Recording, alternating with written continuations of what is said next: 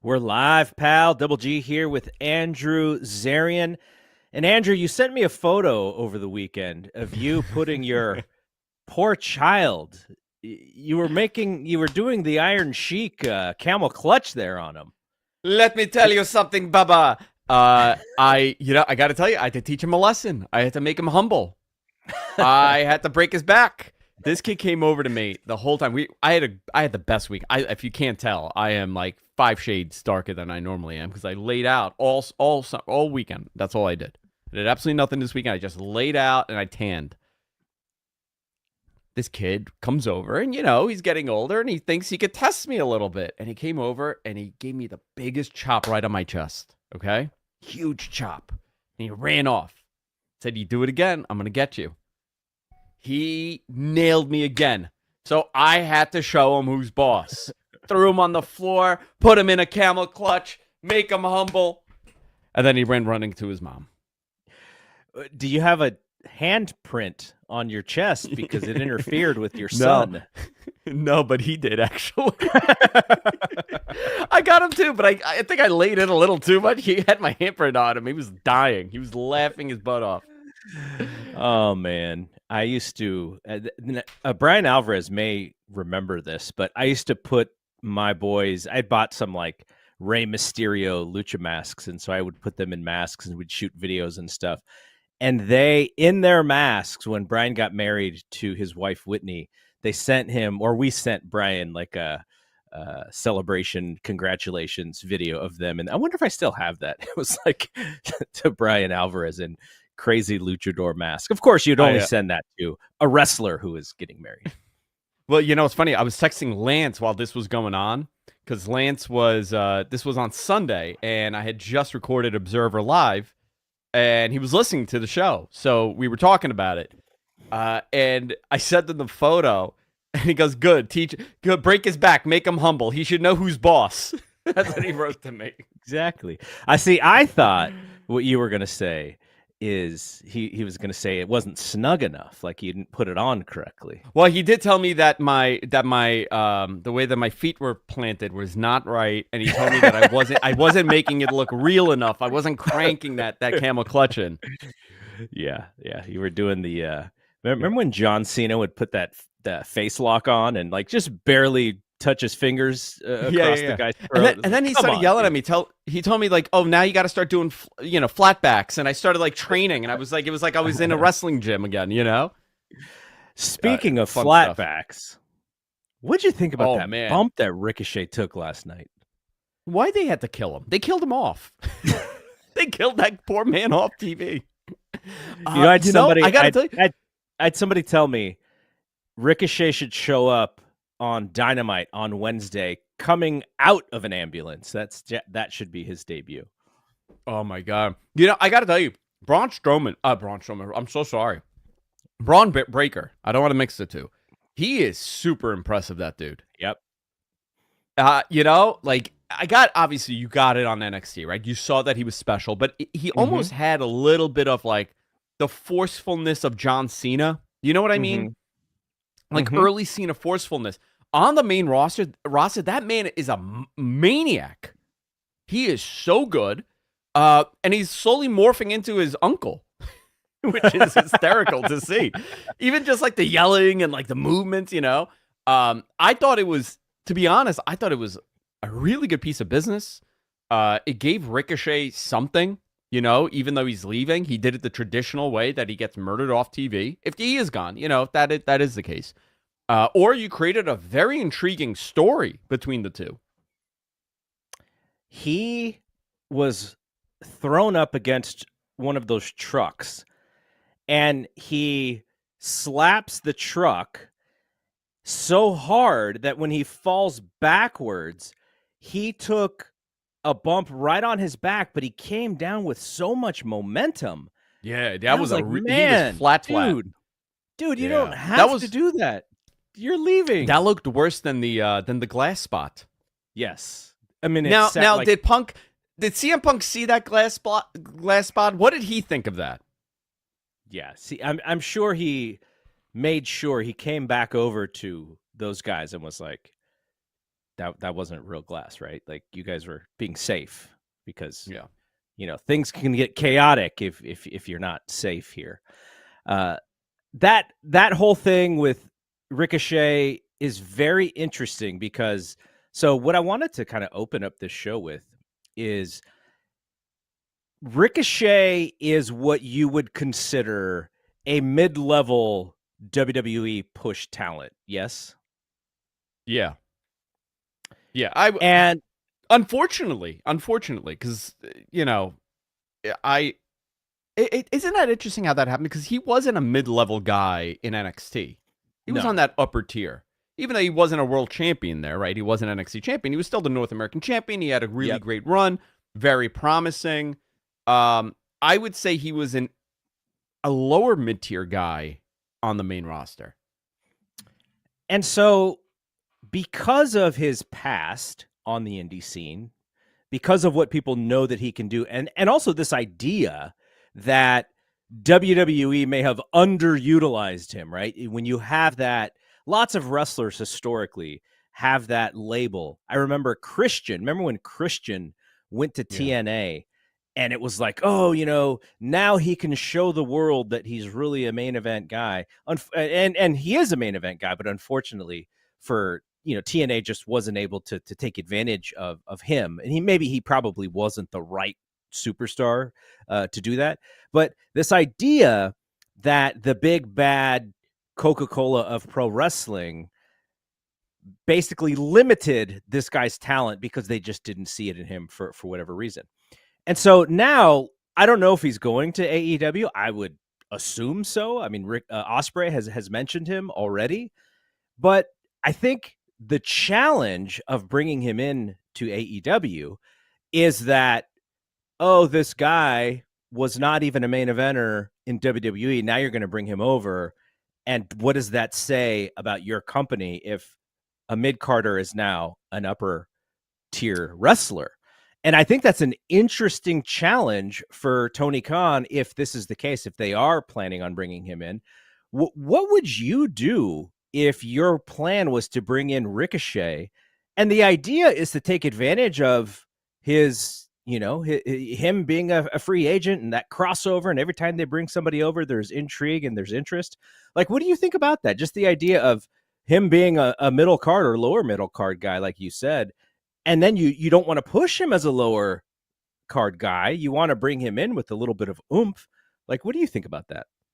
Yeah, you don't get those moments too often, right? Especially there are two fronts here. One is a guy like a Roman Reigns or a John Cena that they're not going to get, and they had that. They had CM Punk, right? That was their one shot. They had him. What are you left with? Well, now you're left with mid card guys that WWE didn't know what to do with. Can you get that over? Does it historically work? I would say Chris Jericho was one of those guys that was a mid-level talent in WCW that came over to WWE and became a top guy in the company. So it is possible, especially if you've been, subjugated to ridiculous things like wrestling Perry Saturn in a dress match or whatever the hell he was doing then, right? I think he was with Perry. He did wrestle Perry Saturn. Perry had to wear the dress, right? Wasn't that the program? Man, I'm unlocking a weird WCW, and you can't even blame Vince Russo on that one. So I think a guy like Ricochet could come in, have some impact, because he's very respected by the audience, even on the WWE side that's not familiar with his indie stuff. I mean, dude, I would do it big from the beginning, hold him up until Wembley, have him show up at the end if Ospreay's going to get that title there. If that's I mean, I'm fantasy booking, right? I don't know what the plan there is. But if Ospreay's winning it, that last second he's celebrating, the music changes, and here comes Ricochet, and they do a face-to-face, and they end it like that. You create some sort of other intrigue with Ospreay. That's the connection here. Yeah, I agree. I don't know when his contract is officially over, but for Tony, you don't have these opportunities to take somebody that is seen by millions of people each week. Was he mishandled 100%? But the audience knows what he's capable of.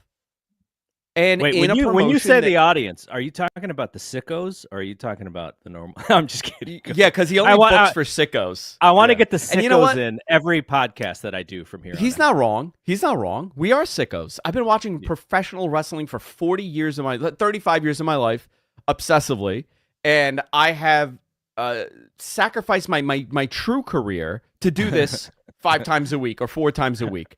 So yeah, I am a sicko. That's a given, you know. Uh, I went out. You want to know about a sicko? I went to get drinks with my friend that's a professional wrestler, and there were bamboo skewers, and we were all drinking. It was a group of us. We were all drinking, and I said, "You should do it.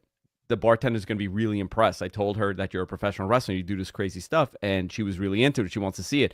And this drunken fool took the bamboo skewers and did it. So Okay, that for man is one, a sicko, you know. you didn't send me any photos of you hanging out with Ric Flair. I'm really bothered by that. No, Rick sneezed and he was just bleeding everywhere. Oh man, that's. I mean, I'm surprised you guys didn't get kicked out of the restaurant. No, it was not a nice place. It was a very much a dive grind, you know. But Osprey, you know, Tony has an opportunity to do something big, and I'm sorry for Ricochet, and the pro here for Ricochet over WWE is that talking is not a main focus for them in AEW. You could be a tremendous wrestler and be a mediocre promo and still be considered really good in that company. Top tier. Mm-hmm. I think he could benefit from this. Whether or not he can, I don't know. You got to get hot. You know, Swerve is a great example of this, right? Would Swerve, if Swerve was on WWE TV, where would he be right now? Definitely not the world champion. But in AEW, he was able to carve his piece out, get the momentum, and AEW was smart to recognize that is the right move to make. So they put the title on him. I think with Ricochet, there is an opportunity for him. I don't know how far he'll go, but man, I want to see it. I want to see him in AEW. I want to see what he could do.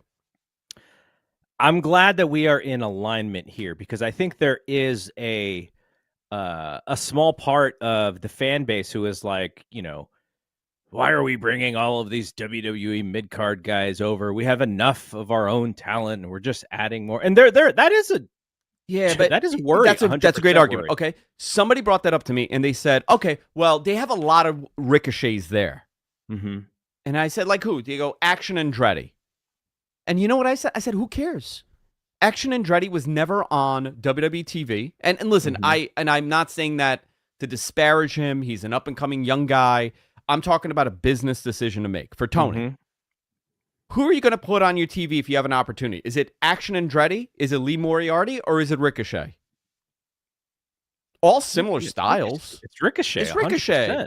Because that's a smart business decision. It's a recognizable name. That's somebody that is not hyper familiar with your product, that is maybe not a sicko, is going to be interested in it.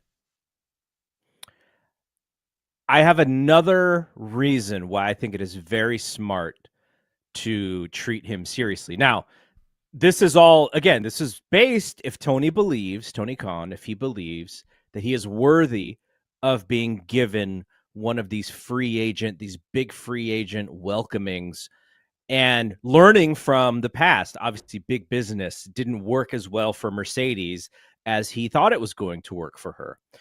Ricochet doesn't have that same bang of a name as Sasha Banks or Mercedes Moné. But to that audience, your hardcore AEW audience knows him and has probably been booking him in fantasy matches with other AEW wrestlers for quite a long time now. Like, oh, I can't wait for this guy to leave. So there's already an appetite for him with some of that fan base. But here's the other reason why you should treat him seriously if you believe that he is somebody who can deliver and be in that main event scene. Because I'm going to guess with TKO, with this unified company, and with the way that we've seen UFC run under the Endeavor umbrella, I'm going to guess that the mid card in WWE is probably going to suffer when it comes to contracts. I think the top guys and girls will be paid very well because you need them. You need them to draw. You need them to keep selling out house shows. You need them for your PLEs.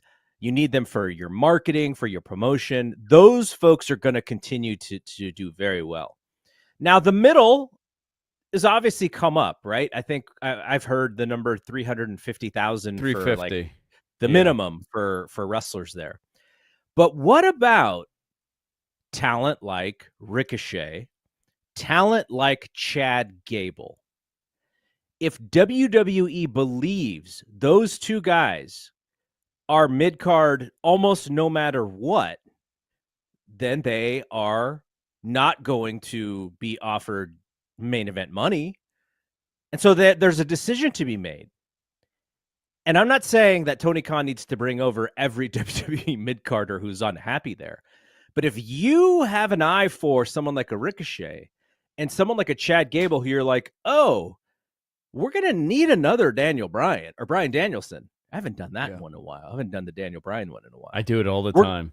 We're going to need another, really, really high quality wrestler to fit this of my vision. I think the proof is going to be in Ricochet. If you can bring Ricochet over and you can have him do very well from the beginning, and Ricochet is able to sort of reinvent himself outside of WWE, you're also telling WWE mid-card to maybe upper mid-card, maybe those guys who WWE will never see in the main event. You're telling those talents, we have space for you. But again, this is a talent evaluation thing. This is a promotion thing. Like Tony can't just make matches for Ricochet. You can, but I think you. I mean, he's going to, right? You're going to see him and Rey Fenix. You're going to see him and Pac. You're going to see him and Ospreay, and they're going to do that spot again, and the crowd is going to gasp like they're old Victorian women, and they're going to pass out, and they're going to clap, and you're going to get that.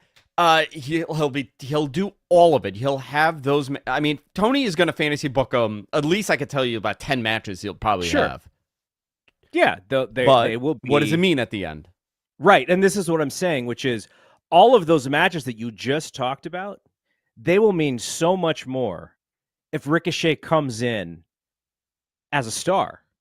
If he comes in as the middle card guy from WWE, those matches aren't going to mean as much. And so this is what I'm saying as far as I agree with the marketing and the promotion. Tony's really got a project here, and he's really got to have some good ideas to take advantage of all of the things that you just said with all of the television exposure that this guy has. Ricochet is not wrestling old either. Ricochet has not been on WWE television for 25 years.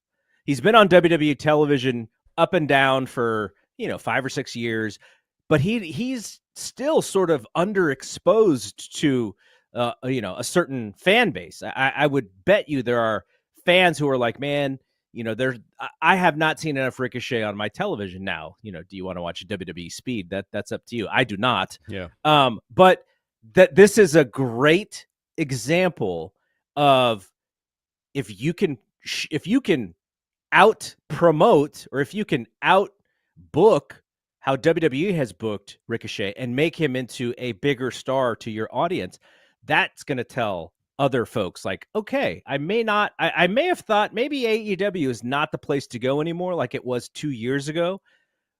But looking at what they've done with Ricochet, I'm very open-minded again. And so I think this is a great opportunity for him to really do something. Yeah. I would say they have a unique opportunity to do something very positive. I mean, Jericho's a great example of this, right? If WWE had gotten Jericho and just kept them in that middle ground, right? He debuted and with The Rock, And regardless of where that went, they still told you that this is an important person because he's speaking to The Rock. Mm-hmm. And then he was kind of in that middle ground, but I mean, their Yeah, middle ground was very big. Vince kind of punished him after the big push, as it, like he Yeah. would do, to be like, okay, you can take the highs. Let's see if you can take the lows and how you deal with those lows. But then, but Jericho, he's a genius for the most part. By the way, I asked, Yeah. I told this to Dave on Friday. Where are you at with? Hi guys, thanks guys. I love it. I'm so into it. I am. I'm really into it, and it's the dumbest, cheesiest stuff. And it's funny because Jericho, all the years in the wrestling business, and the reason why he has the longevity is this is the most perfect example of that. He has reinvented himself a bajillion times, constantly reinventing himself. I like this a lot. I know people find it unbearable. I think they're mistaking it for the right reasons. I love the whole thing. I love that he's giving everybody advice, even like cab drivers. Yeah. I think it's funny. I'm into it. I get a kick out of Brian Keith being part of that group, and that he's a little wacky. Big Bill. Listen, I don't care what he does. I will always support him in wrestling because not talking about heinous things. I'm talking about in the wrestling business, right? I need to say that because so many bad things happen. I support him. He's a Bayside guy. He's from my neighborhood. He's from this Whitestone. He went to the local high school here. He was a star basketball player. I gotta support him. How can I not? I'm very curious to see where this goes and who gets over on it. Like, what's the benefit for Big Bill? Is he getting... I don't know. Is this helping him, or is this just like a fun little thing he's doing? Well, here's a question, and I'm actually interested in, we're kind of I'm not going off topic. I'm relating it, but Ricky Starks is like almost like persona non grata right now in AEW. So maybe Big Bill's like, for whatever reason, this dude is not, he's not in good favor. I need to get away from him and let me find one of the guys who might be forever in good favor with this company, Chris Jericho. What if that's the calculus? Maybe. I don't think it worked. I don't think him and Ricky Starks worked. It just, the chemistry wasn't there. I know Bill has great comedic timing. The guy has worked very hard to get back to where he is. If you remember his story, it was not good between the drinking, and he had a seizure backstage, and he changed his entire life, and you see it on TV. The body itself, you see it on TV. He's hardworking. You have to reward that, and you have to give it an opportunity. I don't think Ricky was the guy for him. Him and Enzo were fantastic. I think him and Brian Keith could be this wacky group, like this wacky team that I want to see what happens. I'm into it. I like it. Were you at the New Japan ROH show where they did the thing with Enzo and Big Bill at WrestleMania weekend? And I have to tell you, I was one of the I defended what they were doing because I think Ring of Honor at that moment realized that, oh crap, the kiss of death is coming. Mm-hmm. We need to shift our practice. We need to shift our business and be more entertaining. I listen, there's a lot of debate on affecting the purity of Ring of Honor and what the goal there was. They were trying something new. And I think the fans were wrong to jump the gun on this and not allow those two to do something. Because that was it, right? They did that thing and it was over. I just remember being at that show, watching that happen, and arguing with fools who thought it was real. I was like, why are you guys kidding? Did they really? And do you know what else happened that night? Do you remember what else happened that night? Tell me. It was during the Hall of Fame induction that guy jumped Bret Hart. Yeah. I remember. And who was it? Dax knocked him out, or I think Davey Boy was there too. Davey was there too. Yeah. Yeah. Those guys. Yeah. What a wrestling's so crazy. Nuts. All right. So and I also remember everybody just wanting that Ring of Honor title match to end. Nobody Oh wanted to god. see that match. They I only was wanted so to see tired. Okada. I was so tired that night because I think was the night before the NXT show. Yeah. But like, I mean, that whole weekend was a blur because we were just constantly moving that whole weekend and staying up late and drinking and recording podcasts. And so I just remember being at MSG, and that's the only time that I've ever been inside MSG, and it's the greatest arena that I've ever been The inside. greatest. It's That is the amazing. greatest. Look, I swear to God, I got goosebumps. You mentioned Madison Square Garden. I So I know what you mean. And it feels different, that building. It's a oh, very different feel 100%. when you're in there. And to go from Barclays to Madison Square Garden is like going from ice cream to horse manure, man. Like the old Heenan line. Barclays Like, Khatu. God, so bad by Ugh, comparison. yeah, hate it. So yeah, so that the whole Ricochet thing, I'm into it. By the way, the other thing about Madison Square Garden, so we get up and walk because that ROH title match is like, I just didn't want to fall asleep in my chair, right? So we get up and walk around the building, and I also wanted to walk around Madison Square Garden just to walk around. And do you remember that Kenny Omega documentary that had come out around the similar time? The one that people thought he was coming out in? That one? Yes, yes. Yeah. So there were people who were in that documentary who were also walking around during this ROH match, who I recognized from the documentary. And so we said hi to them and told them, good job on the being in the Yeah. documentary or whatever. So, all right, let's move on. Quick, we got to do our normal AEW TV rights check-in. Yeah. After a lot of noise the past couple weeks, it has died down a little bit. There's been tons of, I guess you would say, guesses or rumors that they're pretty close, or that things are in motion, or whatever you want to call it. But where do you think we stand right now with this whole thing? I think something, a travesty has to happen for it not to happen at this point. Both sides are very, we were talking off the air, and I can't say all of it, obviously, but I will tell you that Zaslav wants this deal done. So, and he's the boss. He wants it done. I don't know what the number is. I've heard 150. I've heard 140. I've heard upwards of 180. I've heard on the low end 120. It's hard. When you talk about numbers, nobody really knows the number unless you're in that room, because everybody signed a paper and nobody's going to risk a deal.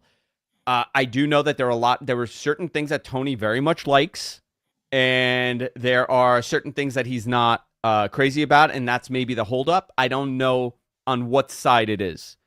I know in December he was offered a streaming deal, or late 2023 he was offered the streaming deal, and I believe they hadn't worked on TV, and Tony wanted to wait. Obviously, you want to bundle this. This is going to get done. It could be done in. I don't think it'll be done in June. I think you're closer to July. If I'm just guessing. Again, everybody stop talking about this. Everybody stop talking. And that generally means it's very close. And, and listen, you have access to, not on the WBD side, but certain people that are in the know, you have access to them. And you're hearing, and it's the same conversation we're having. And I've had other people that, are in a whole different group that also report, and it's the same conversation we're having. I know that it's close. I don't see them leaving WBD. I do see them getting their catalog on Max. No clue about Ring of Honor. I've never heard once anything about Ring of Honor from anybody that I speak to. I don't know if that's a good thing or a bad thing. I would love for Ring of Honor to be there. I'd love them to do something with it. What do you think about the catalog, though? The value of the catalog? I think what we're seeing in this current version of streaming is that the catalog in of itself isn't all that valuable if people are not watching. And I don't know, are there a million people who would sign up to Max to watch old AEW content? No, not at all. Not at all. If I don't know what that number is. Is it 100,000? Is that a positive for them if they get 100,000 and pay $20 a month? Yeah, I think that's a big group of people. You're not going to get that WWE network boom. That's not going to exist. First of all, we're in a very different market now. When that network came out, it really was revolutionary. You're on the tech side, Garrett. You remember how people in tech were talking about this, that it wasn't done. Nobody was doing that. They put everything on there. They controlled wrestling with that network. Yep. And for someone like me, I sat there. I watched everything. I watched it all. I watched all the Raws, WCW, whatever they had on there. I watched it. Mid-South. I kind of miss it, by the way. The old network? Yeah, 100%. I hate the new Peacock nonsense. It's terrible. It's just it's by seasons. Yeah. Yeah. Season 34 of the Royal Rumble. It's so stupid. Yeah. Would you go back and watch early AEW? Maybe. I don't have time. Like who?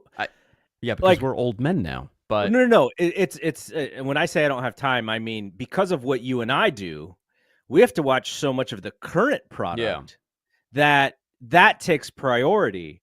And if you want, because I like doing that kind of stuff in projects, right? If it's like, oh yeah, I'm currently going back to watch 89, and so I'm watching all the NWA shows, the WWF shows, the clashes, the Saturday Night Main Events, and the only reason I'm doing that is because I prioritized it because I'm doing a podcast on 1989. I'm doing the old Observe This on my network every month.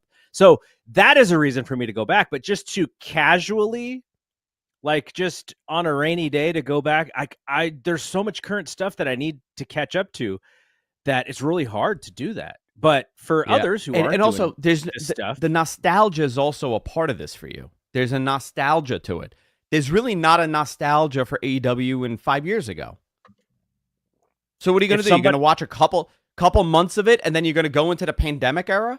I mean, that's the reality of it. It's not. They don't have the longevity yet to sustain the nostalgia. But the Ring of Honor library is pretty intriguing to me. There's a lot of stuff I haven't seen. That's a smaller number of people, though. Much smaller, yeah.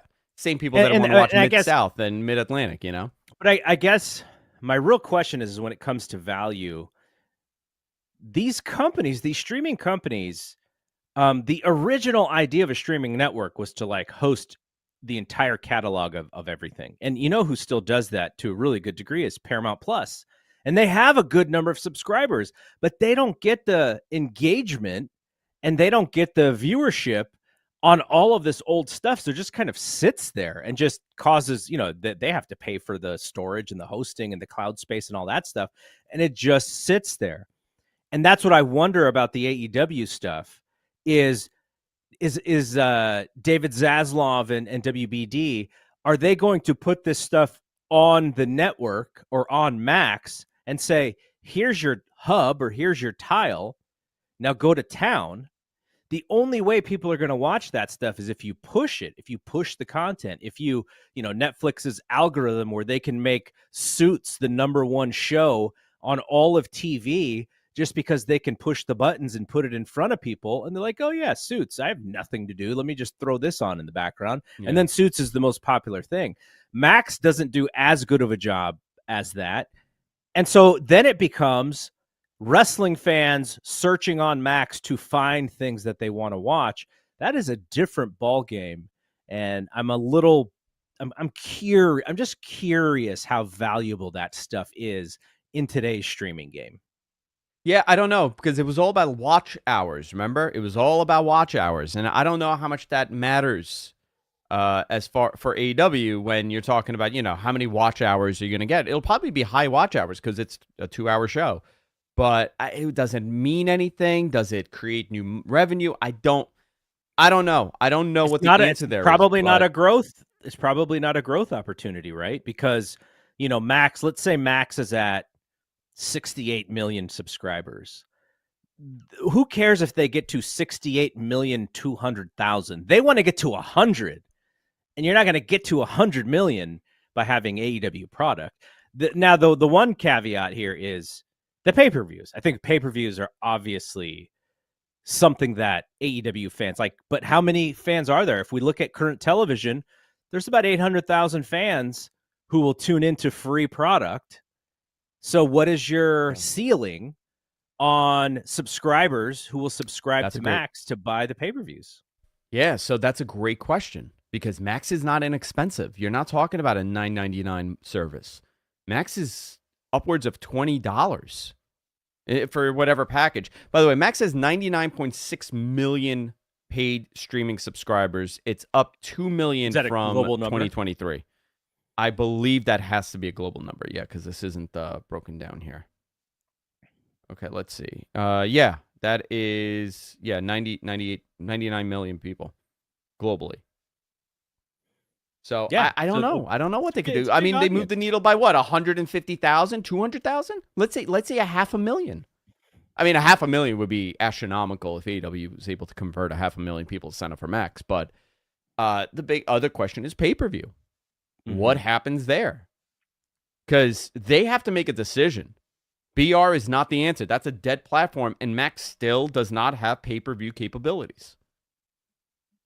Right. So, by the way, I want to stick up for BR there. I do some podcasts over there for them, but yeah, I understand what you're saying. But, I will say this: I've never had a problem on BR with the pay-per-views. Never. I will say that. I know, and when I say it's a dead platform, I mean it's the focus is off of it. Yeah, that they are going in a different direction. No, I don't know. They what have a whole service. It's that they're involved in called Venue. That's supposedly coming terrible out name sometime soon. Yeah, and it's VENU, by the way. That's how they spell it. Yeah. Also, WBD did get the rights to the French Open for $650 million over the next 10 years. So that was the latest update on them. I wonder what kind of revenue that will generate for them, because that is a lot of money. $65 million a year. Nothing. I mean, it's cheap. Like a 2-week thing, right? 2 weeks a year or something like that. Cheap. All right, but look, they're willing to spend $65 million for 2 weeks out of the year. They have AEW at 52 times a year, and they got pay-per-views 11 times or 9 times, whatever it is this year. Mm-hmm. That's money to make. Let's quickly talk about Who Killed WCW. Episode 2 comes out tonight. I saw a clip of just Bret Hart calling WCW people all bad names. It's like just like a minute of him saying imbecile, stupid, idiot. What did you think of episode 1? It was exactly what I thought it would be. I didn't, we've heard this story a billion times. And, Guy Evans is on there, and I have Nitro. I have the book. I have 2 copies of it. I bought the hardcover also. I interviewed Guy. Very nice guy. I liked that book a lot because it was a different story he was telling. And he went out of his way, really. He really did his due diligence. And I know Eric, he worked with Eric on this.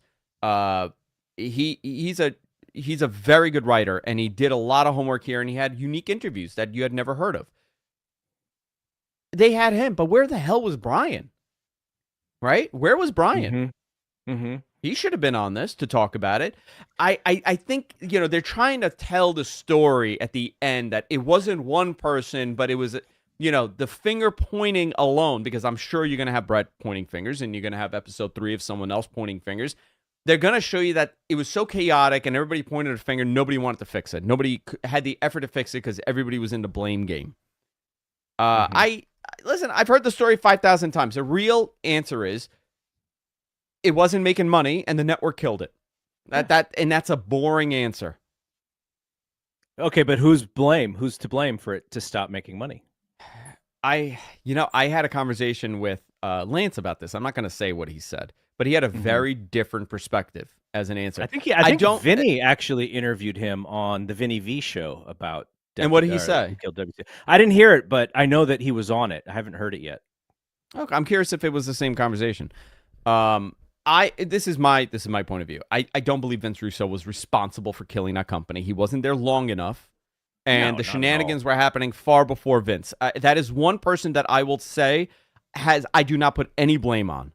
It just died much Eric, faster because he was involved. Because it just died much faster. Yeah, he just Viagra on a poured pole match. gasoline.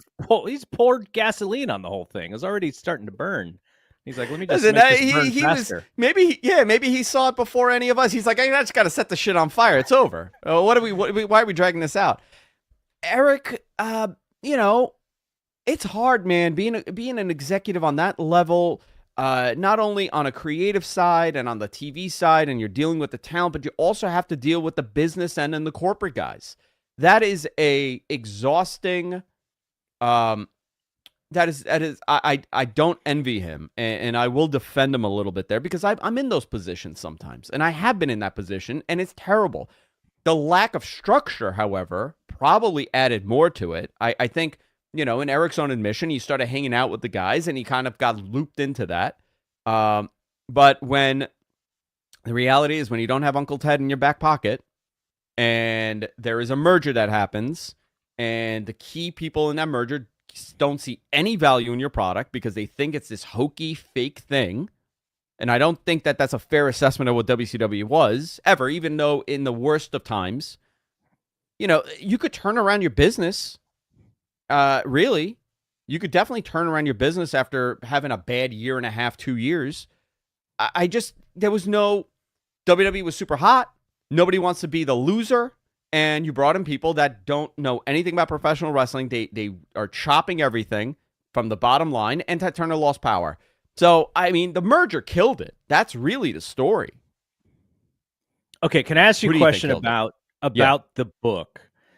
I don't know if this was Guy's intention, but as I'm reading through a lot of the portrayals of Bischoff, what I am thinking is how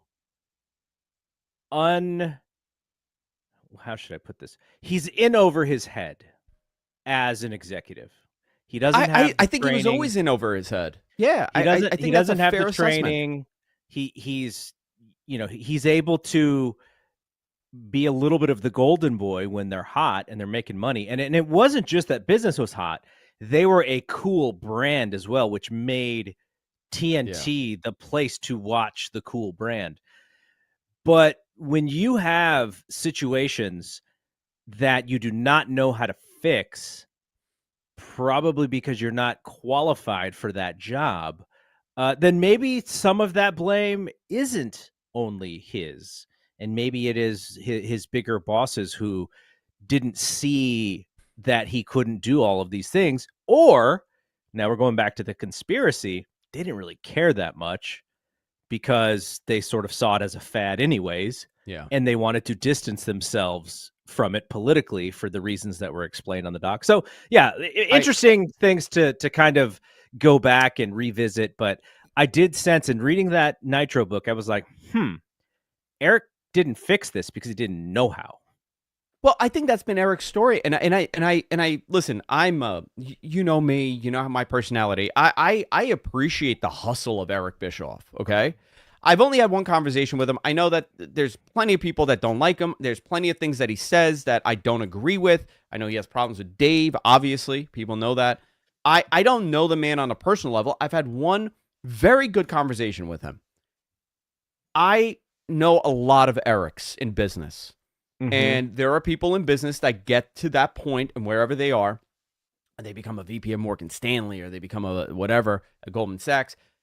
There are people that go to school, and this is what they do, and this is their prime focus. And then there are disruptors that they are a great salesman. They're able to get you motivated and convinced that is the vision to do it, and then they land into key positions. I appreciate that hustle. And I think that was a story of Eric. He was a salesman that didn't really give a shit about professional wrestling. And I think that helped him in the beginning. And he was a jack of all trades. He was a 6-man off the bench that could play every position. He was an announcer. He was an executive producer. Then he became a president of Turner, at Turner. There is a level of admiration there when someone's able to do that. But if you're not absorbed into that business, like a Triple H, right? He's a great example. You there's a good possibility you fade after a couple years. Mm-hmm. Maybe that's what happened. And, it's an exhausting job. And if it is not your identity and it is not truly, I mean, listen, well, Hunter, this is his identity. Professional wrestling is his identity from childhood. That is all this man has ever cared about doing, and that is what he does. That wasn't Eric's passion. Eric is a business guy, and he has other projects.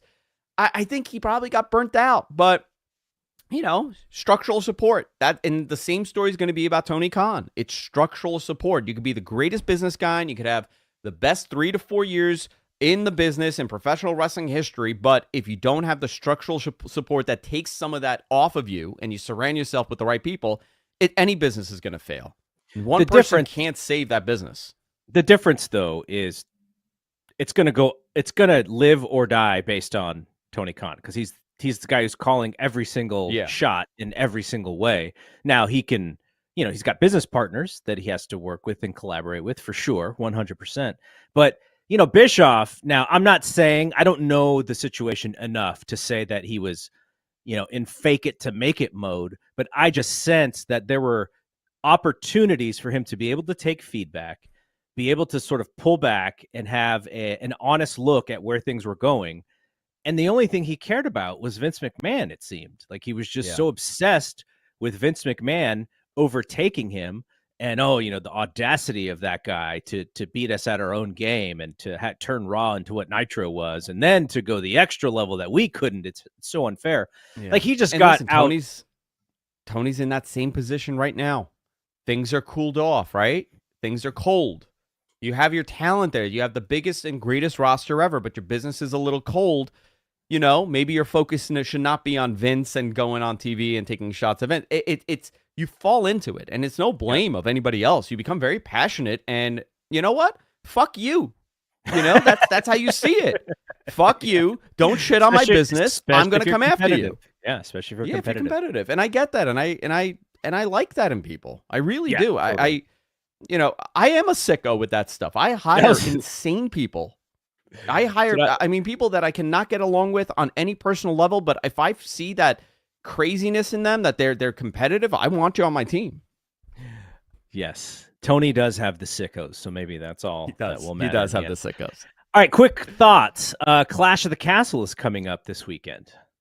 This is another WWE PLE that I'm like, it'll be fun when I eventually get to watching it. I don't know if I'm going to make room in my day to necessarily watch it live or whatever. I think it's got to be like 11 a.m. my time or something like that. Oh, I love it. This is my dream on a Saturday. Ooh, boy. So I got nothing going on. Obviously, I think the most intrigue is Damian Priest and Drew McIntyre. There's a Cody Rhodes and AJ Styles match that I didn't think we were going to see a rematch from their first one. So be it. I'm not into it pretty much at all. But other than that, this card is kind of flat. I mean, Sami Zayn and Chad Gable will be intriguing both if they are allowed to put on a great wrestling match and because there's big stories involved in that. But I don't know. It's Priest and McIntyre for me, with CM Punk kind of hiding out around, and I imagine he'll be on this show. What would you do in that Priest and McIntyre match? I don't know. Should McIntyre win it? I think I would really not want him to lose again on what should be considered his home ground, right? He's it's his stadium. He's not the away team here. He's the home team, and for him to lose again would, I don't know, it'd be kind of a bummer. He needs to win it there, but maybe Punk costs it. But then you risk messing up Punk's, babyfaceness. So okay, what if CM Punk tried to screw Drew, and it was the old Bret Hart, Shawn Michaels, Undertaker finish? Oh yeah, the duck chair shot. Yeah, hits the wrong guy. Yeah, I like that. I wonder if I like that. And him and Damian in that match. Yeah, him and Damian would be next, and then you can put off that Drew match a little bit longer, or maybe him and Damian, and then Drew's involved as the referee, and you can mix those three up for a little while before you get to actual CM Punk and Drew. So when Punk wins the new big gold belt, does he put the X on it also? Does he come out with a red bag when he wins that title? He just walks around in a red bag. I want to see Drew win that title. I think this is the best that he's been since 2019, since that Royal Rumble in 2020. He had all the momentum in the world. He's in his home country. He has a world title shot against Damian. Damian is a fantastic wrestler. Do I want it? Do I want to see Damian Priest as a transitionary champion? No, I want to see him hold on to the title and do bigger and better things. But the big story here is Punk and Drew. Yes. However you get there. I mean, now we know where we are, but whether or not that's a title match or not, I think it should be a title match. My own personal bias there. I'm looking forward to that match, but that's really the only one. Like the last man standing, I'm like, okay, whatever. I'm sure it'll be a good match. You talking about Cody and AJ? Yeah. I quit. I quit, I guess. I quit. I'm sorry. Yeah, I quit. Yeah. I seem to be like the only one who has a problem with the booking of Cody right now. No. I agree with it. I don't like how he's not the focus. Yeah, and I guess you're utilizing all of the goodwill from finally giving him the belt, and the fans are happy. But I think they do need to pull the trigger on something after this feud with AJ is done. Like, we need something way more interesting for Cody. Well, I'll say it's amazing how Roman was always the focus. No matter what show he was on, it's about Roman, right? Roman is not on the show, and Roman is still the focus. It's actually pretty brilliant the way they're doing that. Yeah, they're doing a great job, but it is a takeaway from Cody because, you're used to watching SmackDown. You put it on that first segment or the 9 o'clock hour. Here comes Roman, and he has his promo, and that is the main focus. That Garden show I went to last year. I went to the Garden in July where they did that 38-minute open. Do you remember that? Yes. And I have to tell you, you would imagine a 38-minute talking segment of nothing in front of the Garden on a Friday night would not go over well. People were silent. They wanted to hear what he had to say. Mm-hmm. That's tremendous. Cody doesn't have that right now, and I don't think it's Cody's fault. I just think that the focus is kind of all over the place. Yeah. I wonder... I mean, I know why he's going to NXT tonight. It's because they want a big rating and they want to possibly beat AEW's rating tomorrow. AEW is going up against a basketball game tomorrow, by the way, game 3 of the NBA Finals. Like, is he going to go hang out with Ethan Page? Is he going to go like? Could you build something out of him going there for something intriguing? Probably not, but I don't know. I want to see him get something that he can sink his teeth into, that the fans can sink their teeth into. This AJ feud for me was absolutely not it. I think they kind of wasted a Logan Paul match just because they had an extra show. But yeah, hopefully soon. And this Roman thing, how would you bring Roman back? Like, would you bring him back on TV? Would you bring him back on a pay-per-view? Well, I think the bigger before I get to Roman, we know Hikuleo's on his way, right? Yeah. So you're assembling the Islanders version of the Avengers at this point, which I love. Who's on Roman's side, right? So Roman comes back. Obviously, Jay and Jimmy will probably go to his side. So that's 3. The rumors Jacob Fatu's next. Hikuleo's there. There's also the other one, right? The other brother. Not Hikuleo's. The young one. Oh, God, the name is slipping my mind. With the Z, right? With the name. Oh, yeah, I forget his name. Maybe I'm making that up. I forgot his name. But you have some. You've created a family dynamic that you never get to do. This is not something that easily happens. You got to milk it, and that's what they're doing here. Zilla. Oh. Zilla. So, I mean, you could do a 4-on-4. That's your War Games. You go into War Games where it's, Bloodline Civil War. Maybe you actually do some blood in this War Games. Oh yeah, you got to do some blood in the War Games. Sammy's in the Bloodline. He's a Islander. Bring him in. Yeah, that would be fun. I think they have something so unique. And then guess what happens? And at the end, this is happening, that's happening, that's happening. The Rock's music hits. He comes in trying to stop it. Roman goes and hits him by mistake. He gets up, and then Solo nails him with a super kick or the thumb. You're like, oh my God, what is happening? Did I sell you on this? I'm in. I'm completely in. What I wonder is, when you bring Roman back, because ultimately, the reason for him to go heel in the way that he did was to come back as a babyface who's a popular babyface, right? Not like this 50-50 babyface.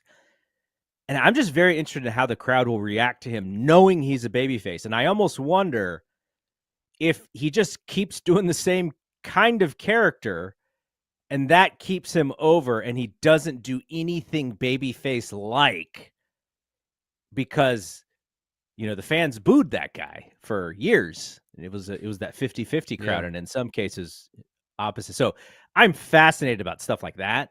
But I'm missing the dude. I'm definitely missing the guy. I can't wait to see him come back. It's going to be a big deal. Me too. It'll be a huge deal for sure.